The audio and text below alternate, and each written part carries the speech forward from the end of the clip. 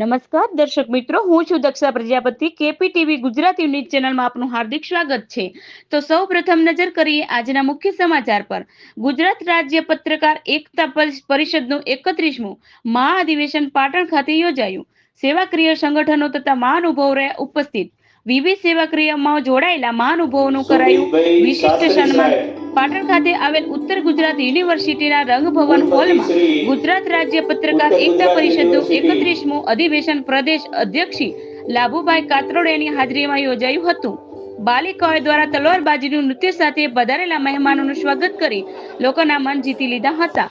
કાર્યક્રમમાં પ્રદેશ અધ્યક્ષ લાભુભાઈ કાત્રોડિયા, મનોજભાઈ સોની, આઈટી સેલના નીતિનભાઈ ગેલાણી, વસંતભાઈ, જલિયાન પરિવારના નિલેશભાઈ ઠક્કર, જિલ્લા પંચાયત પ્રમુખ શ્રી હેતલબેન ઠાકોર સહિત પાટણના સિનિયર પત્રકારો હાજર રહ્યા હતા.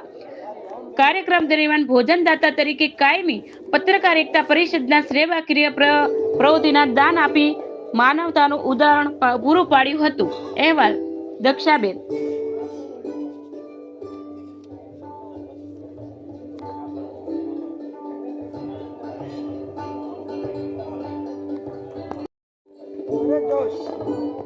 સન્માન કરે જો કે